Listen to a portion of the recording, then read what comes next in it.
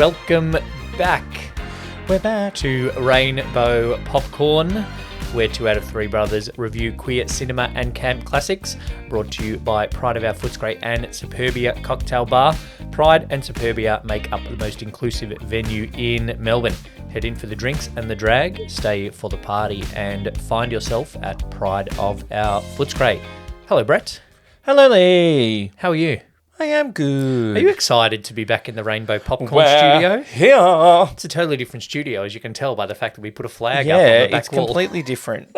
We should have swapped sides. Would have really confused people. It would have confused me. Yeah, that's true. We're very excited to be getting together in an more official capacity with Pride of Our Footscray and Superbia to bring back Rainbow Popcorn. If you have stayed subscribed to this feed and you've just logged in this morning to your podcast app and you're like, fuck, they're back. Or did you get a notification that said Rainbow Popcorn hasn't posted for a while? Or you got ones like, Rainbow Popcorn uploaded a new episode and you're like, I don't remember this podcast. Because it has been just over a year. It has been a while. We put it on the back burner. It's been close to 18 months, actually. The last movie we reviewed was Single All the Way. Oh. Which was the Christmas of 2022.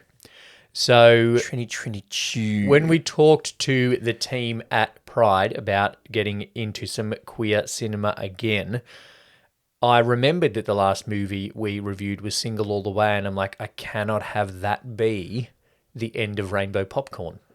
Yeah, because we didn't want to start with Stonewall and end with Single All the Way. Single All the Way wasn't awful, but it's not iconic queer cinema. No, it's not iconic queer cinema. The movie that we are doing this month is much more iconic. Yes, it is. So iconic that neither of us have watched it before this week. It's iconic in a certain country, not so much here. It is To Wong Foo, Thanks for Everything, Julie Newmar. To Wong Foo. And I'm going to be very deliberate in the way I pronounce it because to the outsider, which I was, I thought it was To Wong Foo, a movie about Asian drag queens. Yes. It is not. It is not. It's about a picture. It's about a signed photo. Yeah, it's about a signed photo from one of the Catwomen to a guy named Wong Foo who... We don't even know. No one knows. No. Not even John Jacob Jingleheimer Schmidt. No. Robin Williams from To Wong Foo. Yes. I've finally found Robin Williams movies. It makes the second Rainbow Popcorn Robin Williams and the 17th all up. Yes. 2 out of 3 brothers Robin Williams movie that we're looking at. I love it that he was literally in one scene. He had about 8 lines. He probably had none written for him. Yeah. And just came in, went blah, blah, blah, blah, blah, flirted with John Leguizamo, got some train tickets and off he went. Yep. Done. Okay, so for people who are just joining us, so this podcast is going to have its own feed, but is also going to guest on the feed of Two Drink Cinema, so you can enjoy it twice or enjoy it in either place. If you only watch queer cinema and camp classics and only want to hear people talk about that, subscribe to the Rainbow Popcorn feed. Yep. If you want to hear us talk more shit about other movies, subscribe on the Two Drink Cinema feed. Yes. All right. But I'll explain how the review process works for Rainbow Popcorn. We have forced some words into an acronym, which we like. Yeah, we all did. Right? So we are using the Pride scale. Yes. Presentation. R. Representation. I. Iconicness. D. Dialogue. E. Entirety. Pride. And also cry. Whether I cried during it, as well as just a general chat about the movie. So we will review the movie based on its presentation, how it looks and how it is made, its representation, how it represents queer stories and the queer community, its iconicness within the queer community and as a part of queer cinema, the dialogue, how it was written, because we love a good and a bad line. Yes. And then review it overall, some comments. In its entirety. Are we given numbers? We do that, don't we? We do like out of 5 or something?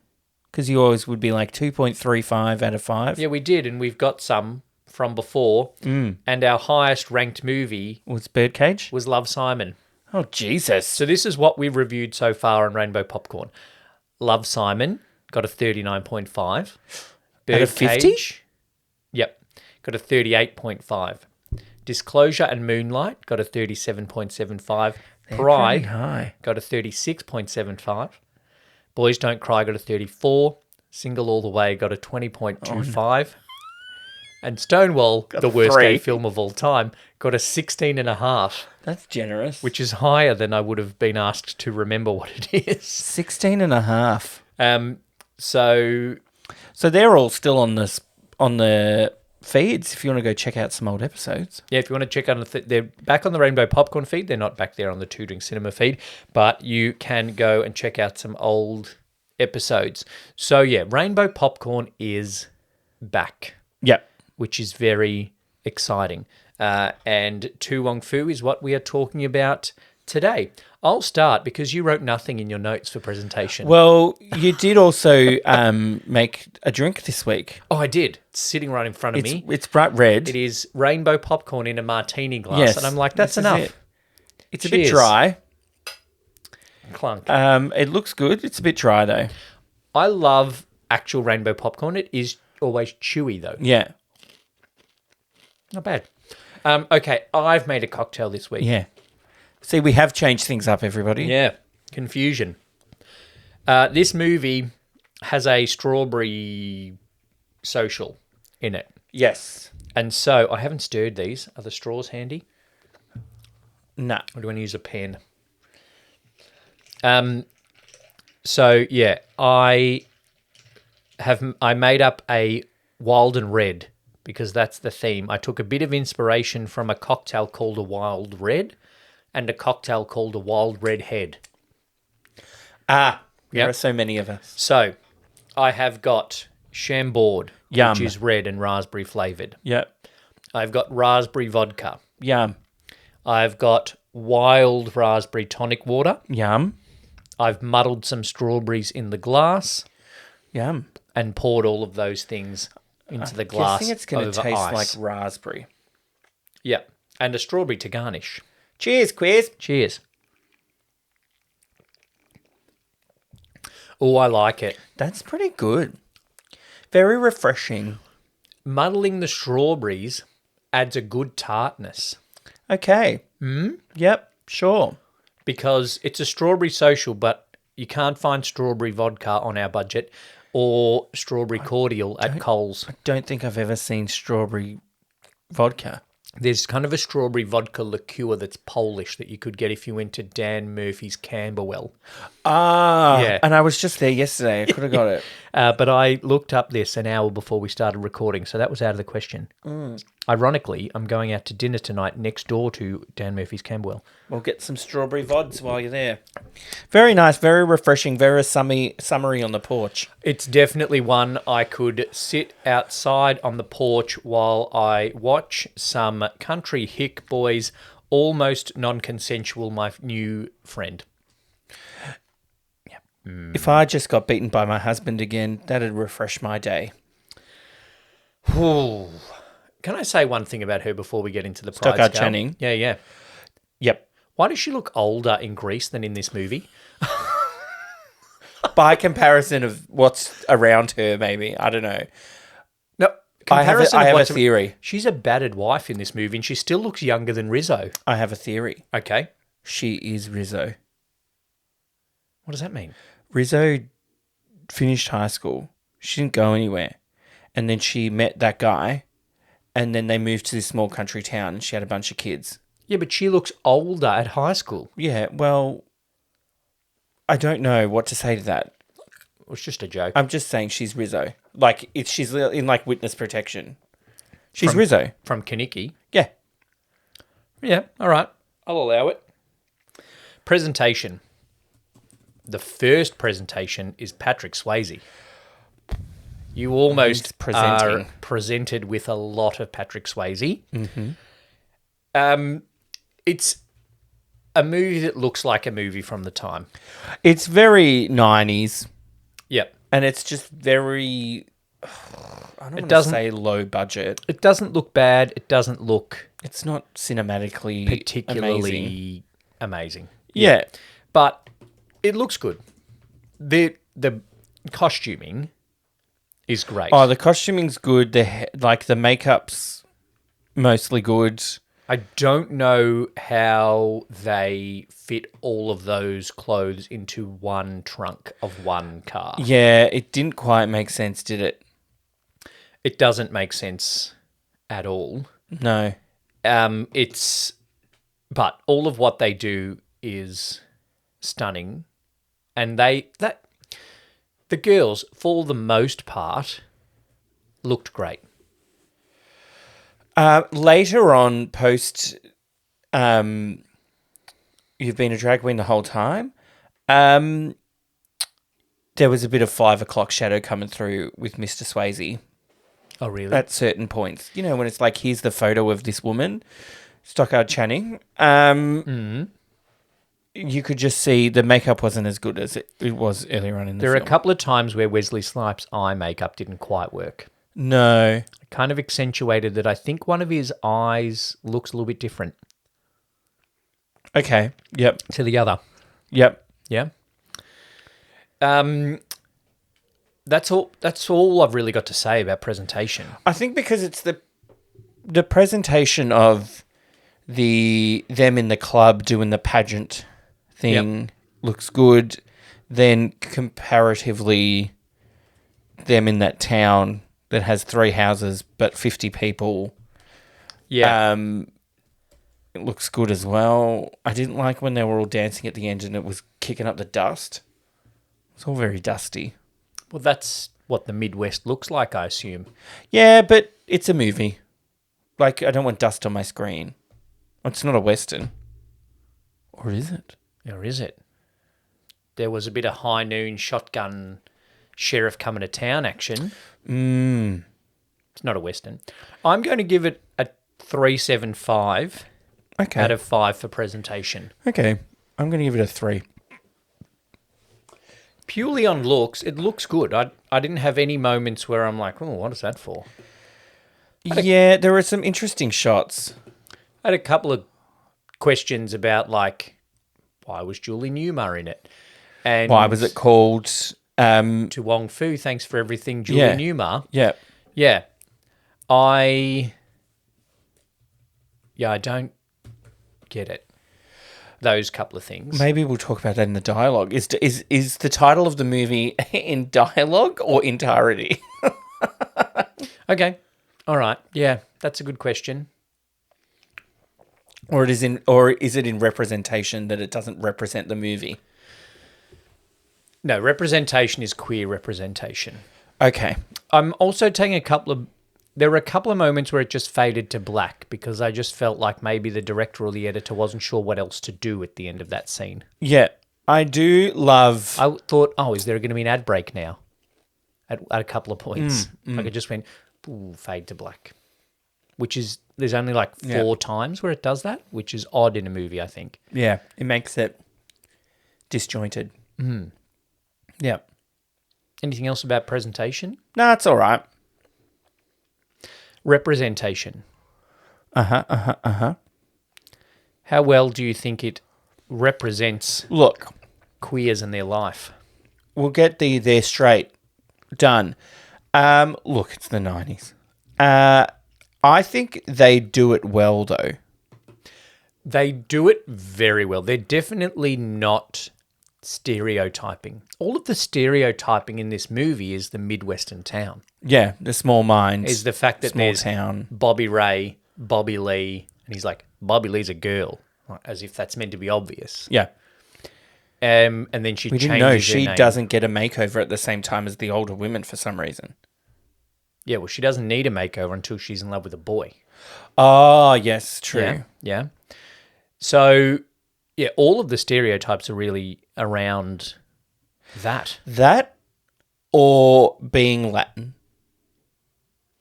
Yes. Okay. You don't want to get mixed up in all that Latin mess. Could be a gang member because he's Latin. That's what Yeah. Wesley Snipes says to Patrick Swayze. I don't know how I feel about look at you, my little piñata. They do use a lot of racially charged language towards each other. Leguizamo does get, or Chi-Chi, does get her own back in calling Patrick Swayze names. Uh-huh. But that's not constant throughout the whole movie. No, the other thing, maybe it's dialogue more than representation. But, they're in the car. Yes. That they get warned 18 times isn't going to work, and then it breaks down. Yep. And it's like, I am a drag queen. It's like, no, you're not. And then Wesley Snipes says, what's the difference between a transvestite, a transsexual, and a drag queen? Mm. I don't know how well that aged. Well, I think it's more just like, I think those terms are still reasonably, the definitions are still really reasonably accurate. We don't use the term transsexual. Yeah, we use transgender. Because Noxema does say, like, a kind of trapped in the wrong body thing. Yeah, when a man is a woman trapped in a man's body and gets a little operation, he is a transsexual. Yeah. For the time, I think that was accurate. You're right that it probably hasn't aged well. Mm-hmm. But it is hard to age well when there's been a lot of change in the last 30 years around this area. A lot of positive change.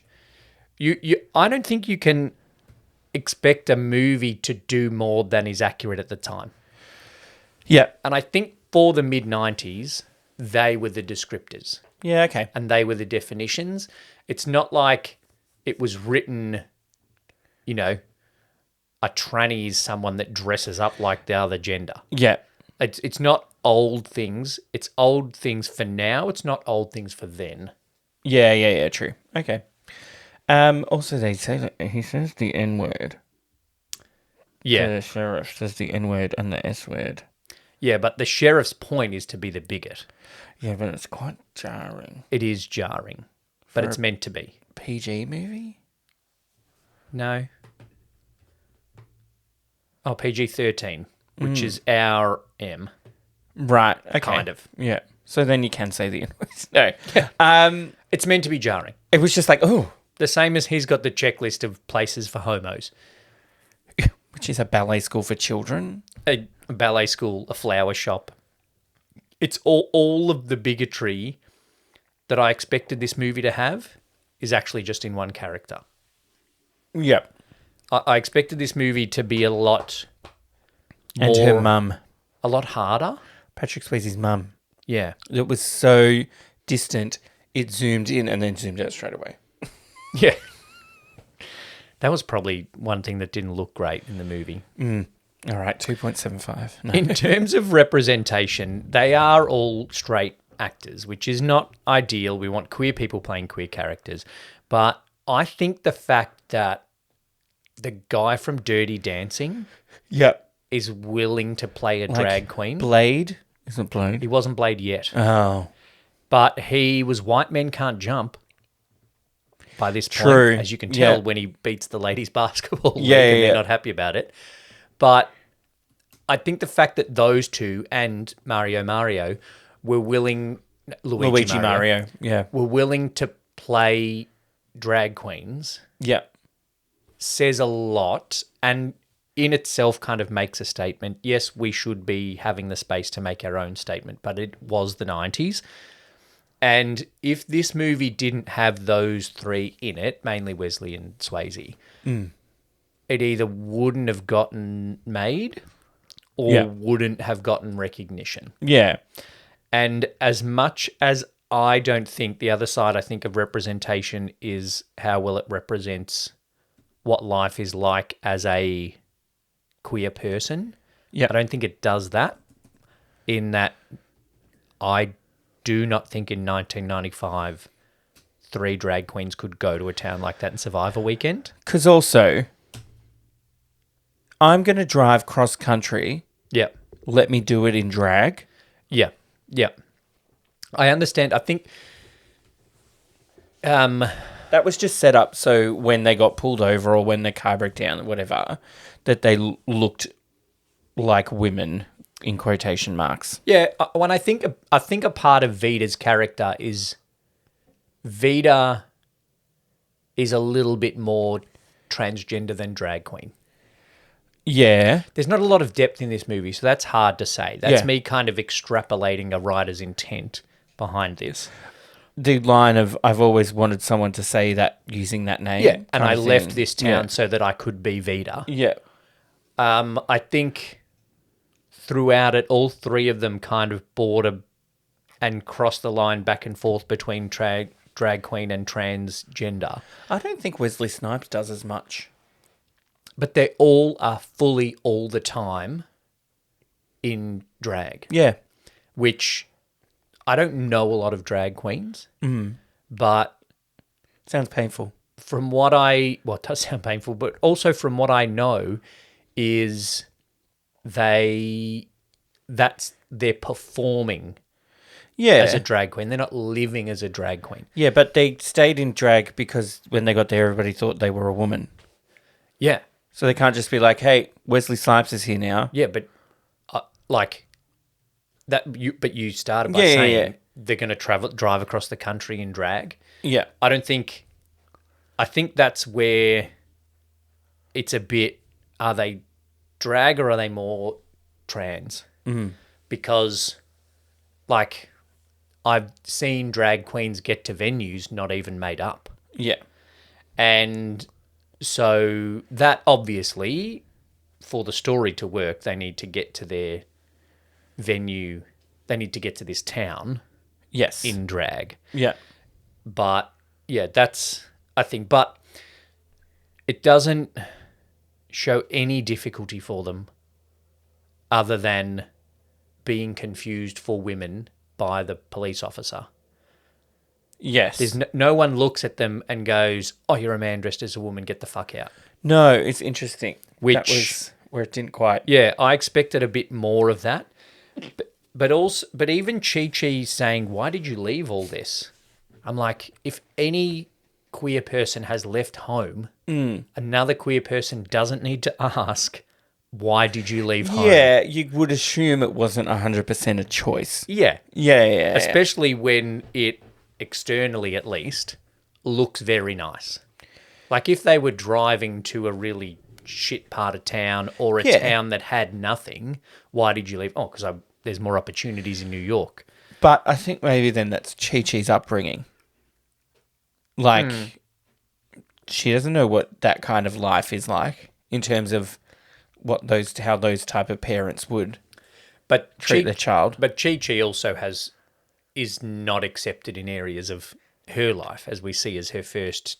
She's getting bullied on the street. So that queer idea of everybody has to either hide something or escape something is something that's missing from this movie a bit. Yeah, I think. But on the other side of that is that it's not portraying queer people and drag queens just as full stereotypes. Yes. So, yeah, and saying kind of, I'm not going to worry about whether other people accept me.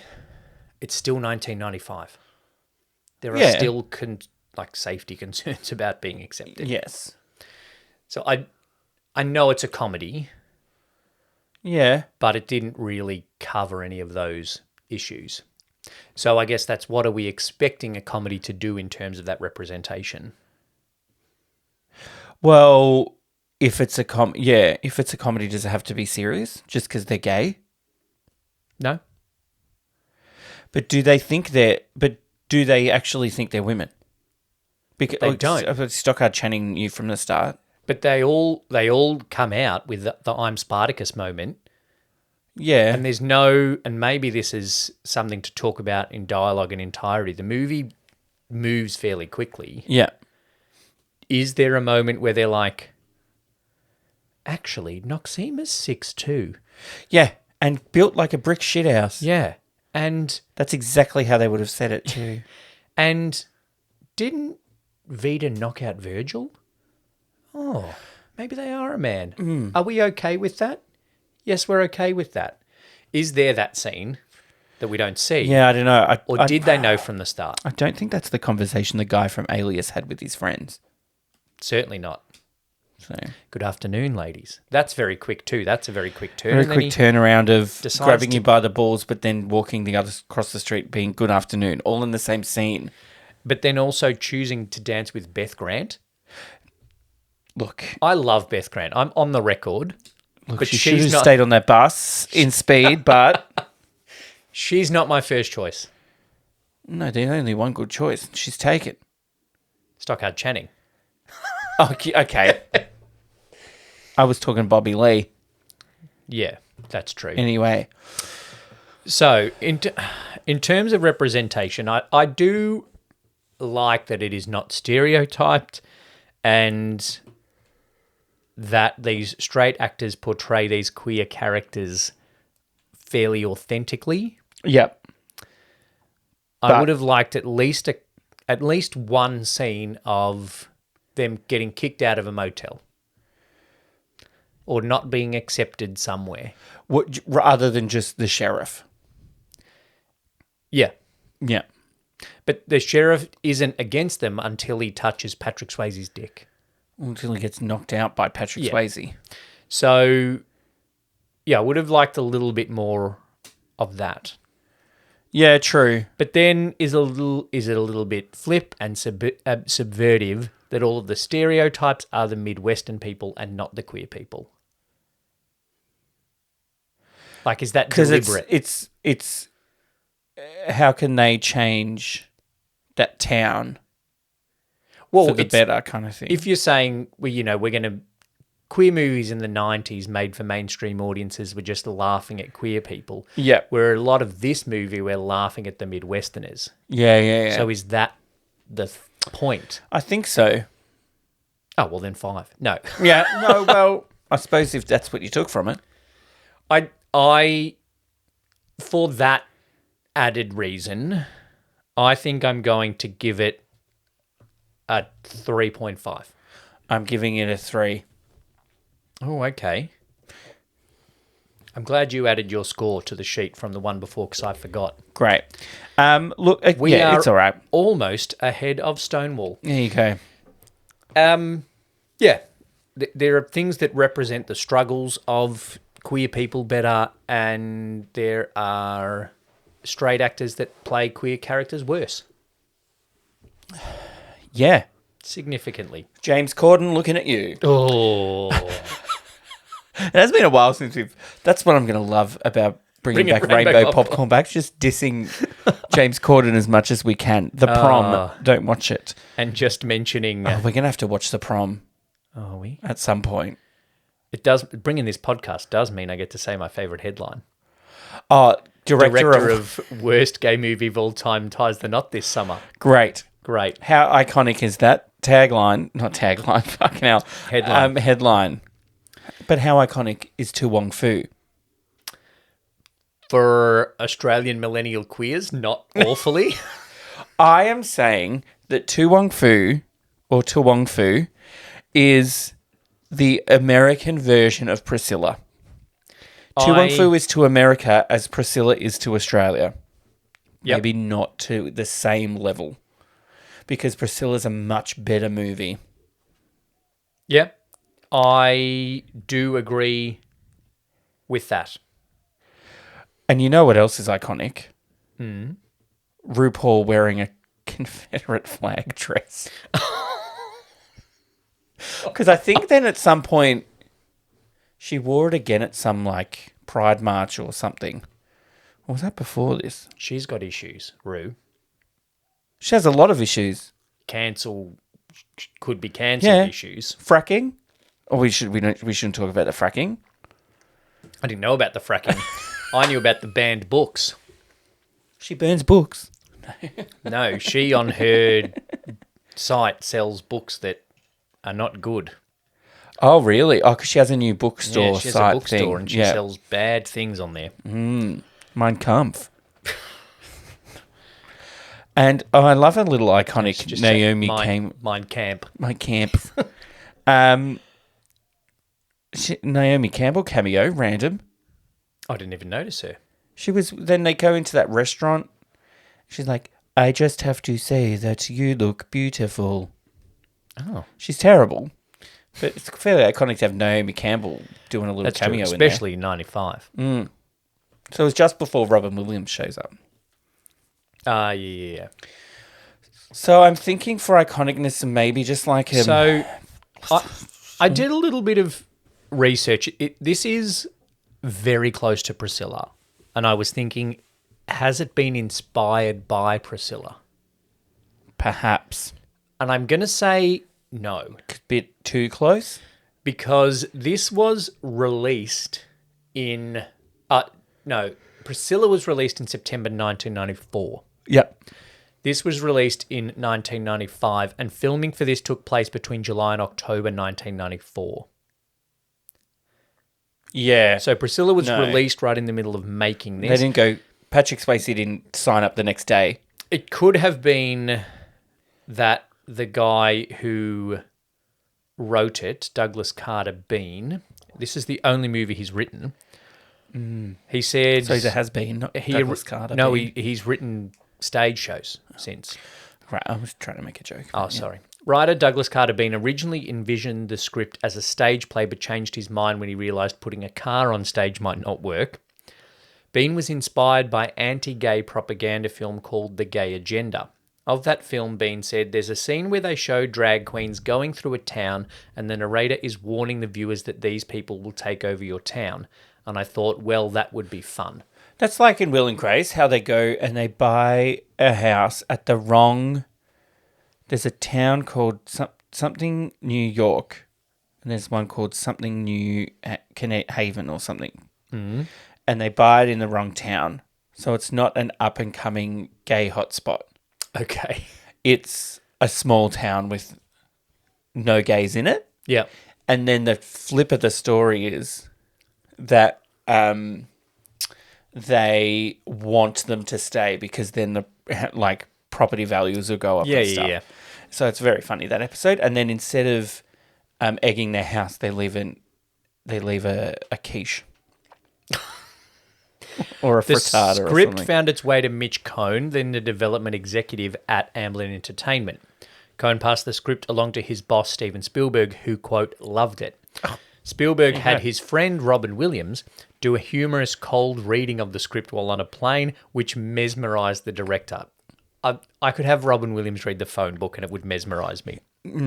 Williams expressed interest in a possible role but did not want to distract from the three leads, so he opted for a small cameo appearance. And in that scene, he distracts from the three leads. Yeah, he does. British director Beeban Kidron begged Spielberg to let her direct and he accepted. Nice. Advertising companies wanted to... Oh, I'll save some of this stuff for entirety. Yeah, iconicness, it is the American version of Priscilla, so I don't think it's hugely iconic in Australia because we have our own version that, like you said, is better. RuPaul was already iconic and obviously has reached ridiculous levels of iconicness since. Yeah.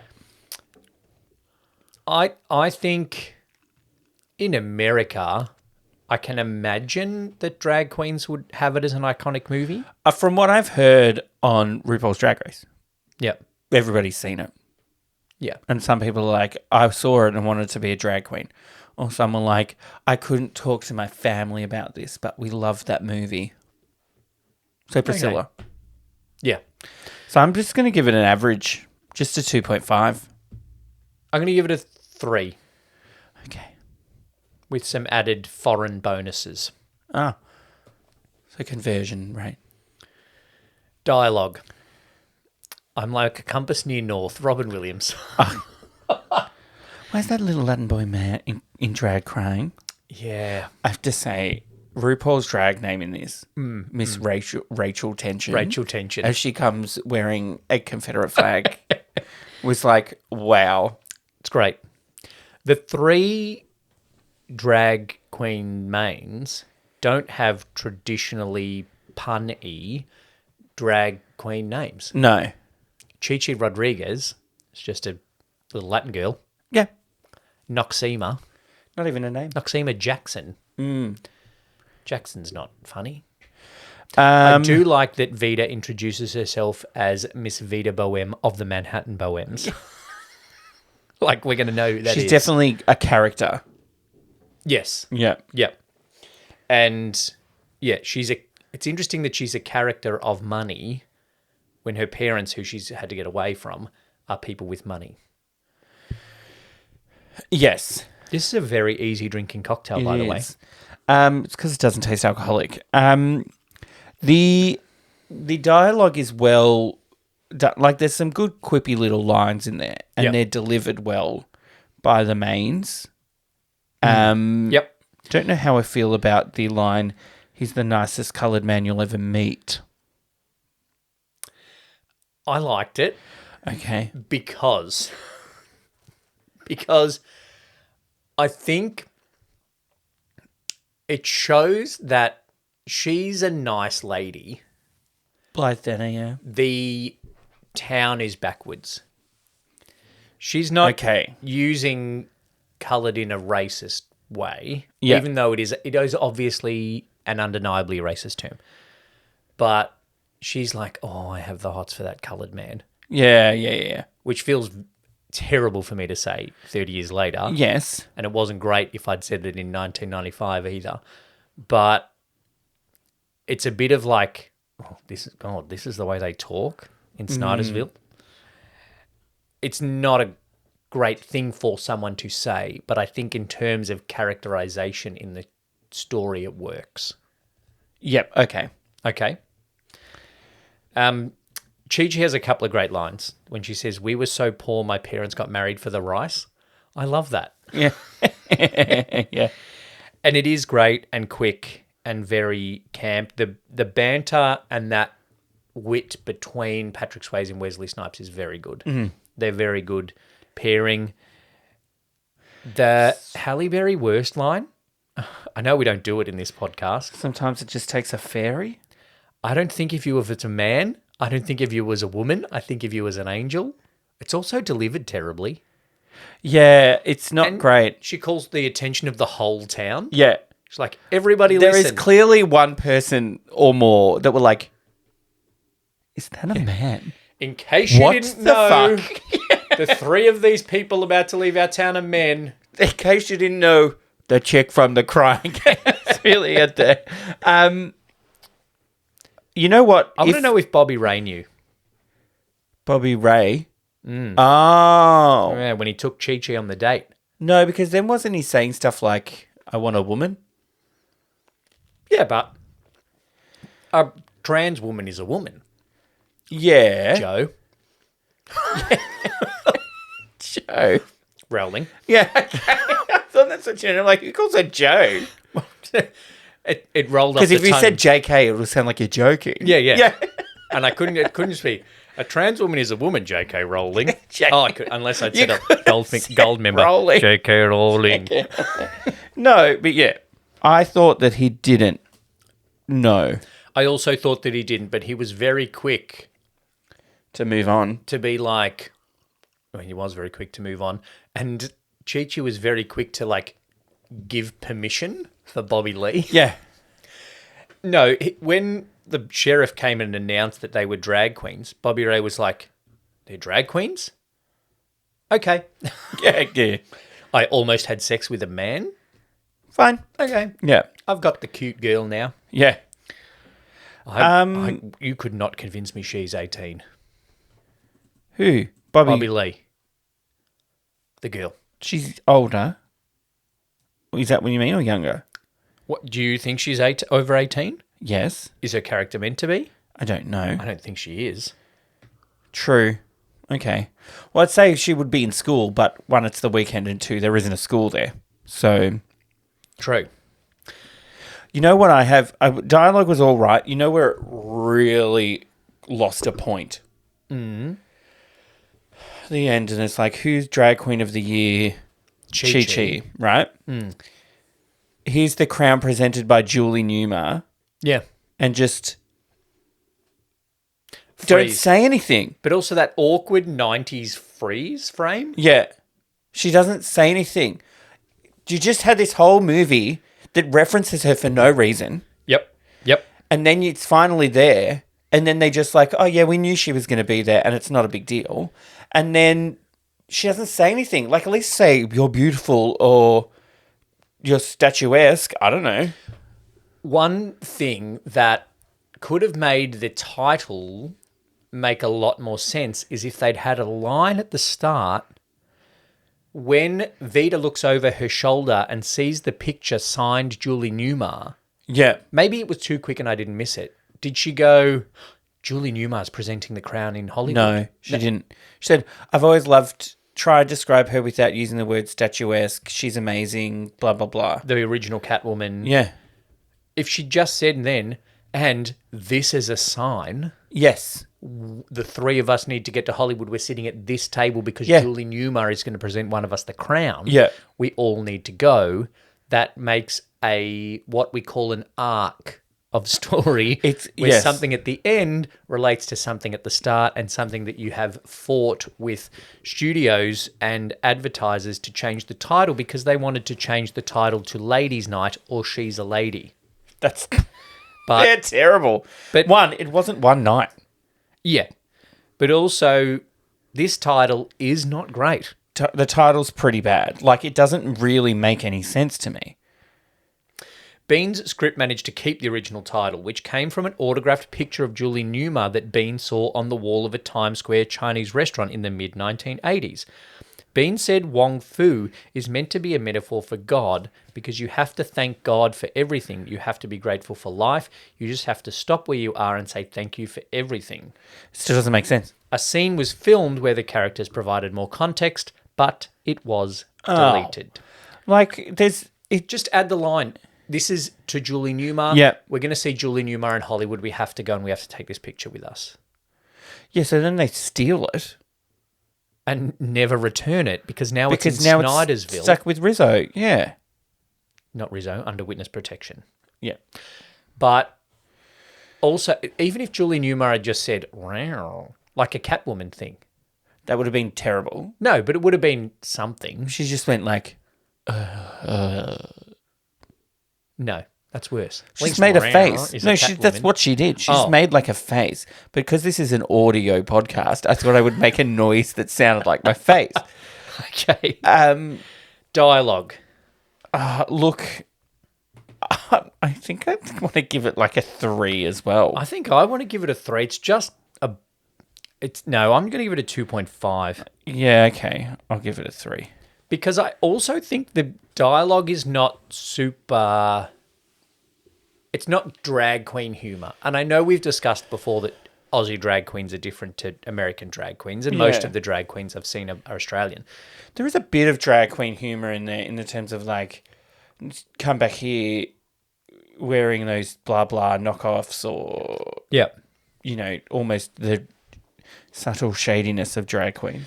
One thing that doesn't kind of pay off as well is that at the start of the movie, in that first dance number, they have quite a few shots of the other queens that show how much they hate Noxema and Vida. Yeah. But that never comes through. Like, there's no cat fight when they win. There's no hate on them at any point. Yeah. In that kind of queen rivalry thing. Yeah. Which, like, if you're going to put something in, pay it off. Writers? Because I thought at the start they were going to not like each other, but then forced to spend time with each other.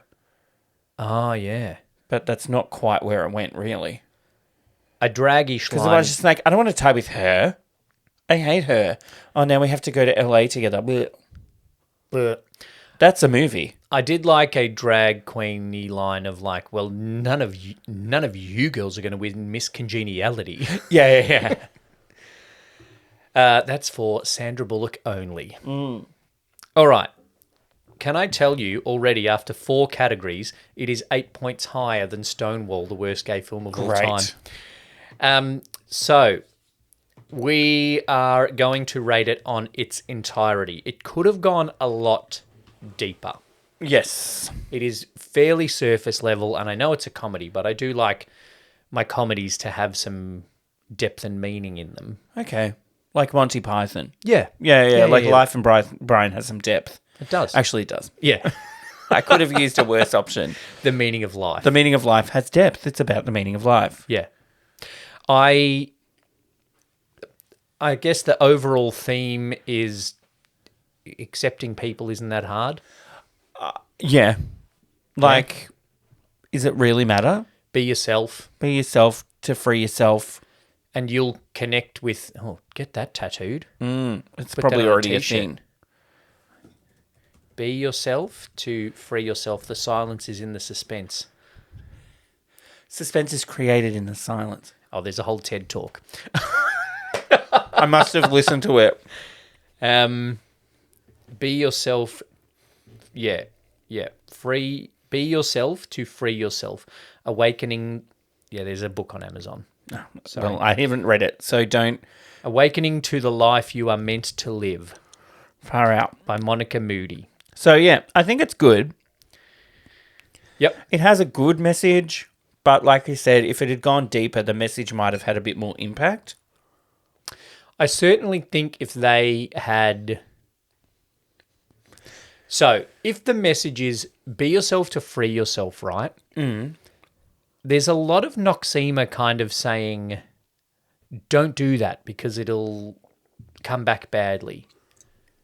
If they had lent on that a little bit more, Noxema trying to hold them back and Chi-Chi just going ahead and being herself and Vita being in the middle. Yeah.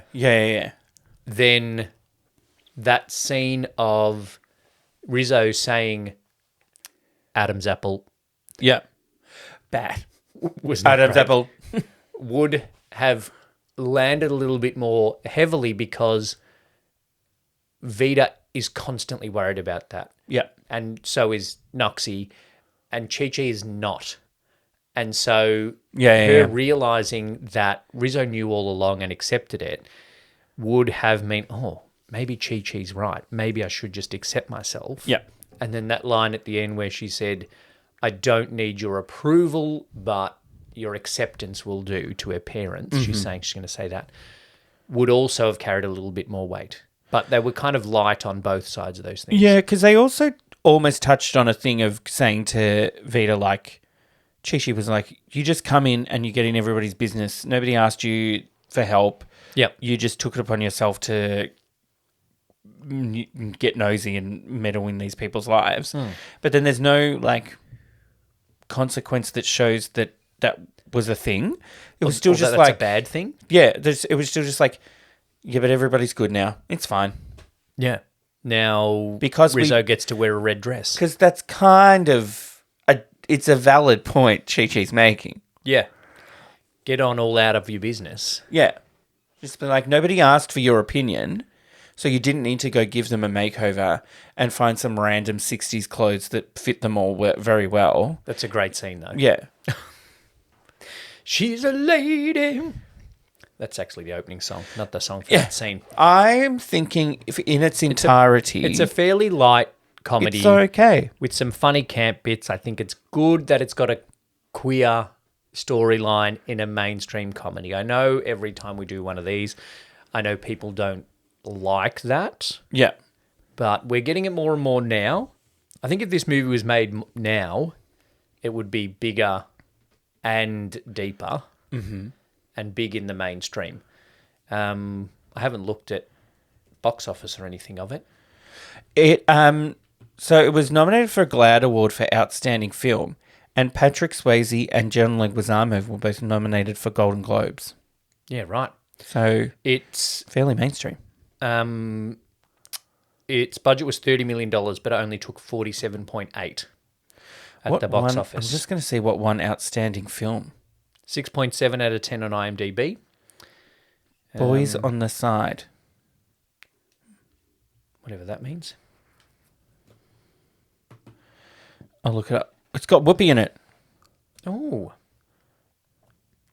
Great. Robin shares a ride in her car with Jane from New York to Los Angeles. They stop at Jane's friend's Holly's place in Pittsburgh and take her with them west, making a long stop to Tucson. The three very different women become close friends. Oh, lovely. It's the same movie. Yeah, but with Whoopi straight. Goldberg, Mary Louise Parker, Drew Barrymore. They are very different. Yolanda gave a 5-star Google review. Do you want to hear it? I remember being excited for this movie when it came out. I was 14 and it became my fave. I then shared it with my daughter when she was 14. She's now 18 and she loved it just the same. I continue to watch it when I need a feel-good movie to get out of my anxiety fits. Patrick, Wesley and John did a phenomenal job. The script was well written and the points made in the movie was as significant then and just as significant now. Timeless piece. One person found this helpful. Oh, and it was John Leguizamo. It was her mate John. Yeah. Yeah. I think overall I'm giving it, as you might guess by my ratings, I'm giving it a 3. I'm going to give it a 3. It's a... What did I just do then? I changed some score. It's a fairly... Change that. Thanks. Middle of the road comedy. It's just nice. It's a good movie. There's some tahas. Yeah. It's easy to watch. It's quick. It's not long. Yep. Done. Keith gave it a 1 star. Oh, Keith. This movie just looks wrong. I believe the 3 main actors hated wearing those dresses. Fuck off, Keith. Leah says, movie was a go-nowhere bomb. Not funny, not original. Okay. Like, drag queen stuck in a Midwestern town is a trope? Yeah, there's one every year. Yeah, well, there was, 1994 and 1995. There's actually a TV series now called We're Here. And it's like a bunch of drag queens go to these like small towns and almost it's like Queer Eye, but they're drag queens. Oh, yeah. Yeah, that sounds good. Yeah, it's pretty good. Mate, they should have called it To Wong Foo. There's an interesting... Is it hosted by Julie Newmar? No, it's not. I think she might be dead. Considering how old she looked 30 years ago when this movie came out, she might be dead. She's still alive. Oh, Jesus. She'll be dead now. I've watched it. She's 90. John Leguizamo was so good, I kept thinking he was Rosie Perez. What? She's a bit good and everything. There aren't many 1-star reviews. I tried to watch it, but I couldn't finish it because a lot of what was said in the movie didn't make sense to me. I wanted to watch it, but whatever jokes or references there were in it, I just couldn't understand. Yeah. Sorry, Trudy. All right, do you have any other comments? Not really. It's nice. Great. It's good. It's an easy watch. Would you like the score overall? I would love the score overall. For To Wong Foo. Yeah. It is going to be sitting not high. It is overall out of 50 a 30.25. Ooh. So it is better than Single All the Way, but not as good as Boys Don't Cry. Which I think is fair. I think Boys Don't Cry is more iconic and a better movie and better written. Says a bit more. Yeah. Yep. God, I want to watch Pride again. I watched it not long ago because I watched Baby Reindeer with what's her name in it. And then I was like, oh, she's in Pride. And I'm like, now I want to watch Pride. Yeah, it's very good. So I did. So that is episode 1 of the return of Rainbow Popcorn. Subscribe to this feed, definitely, as well as the Rainbow Popcorn feed and the Tutoring Cinema feed if you want to get on those. Feeds. Follow us at 2 out of 3 Brothers. Correct. Follow Pride of Our Footscray at Pride of Our Footscray. And follow Superbia Cocktail Bar at Superbia Bar. Do all the following. Yeah, all of that's linked in the episode description. If you're ever near Footscray on a Saturday night, go to Pride of Our Footscray. You are likely to find Brett and or myself there. If not, say hi to Mon, order a G-spot. Yeah. Or maybe I'll talk to Mon, I'll get this cocktail on the menu. It's a summer special, maybe. It's a bit, yeah. It's a summer one. It's a simple one. It's simple, that's fine. Yeah, but simple. Could be a little summer one, summer special. Yeah. What's next for Rainbow Popcorn?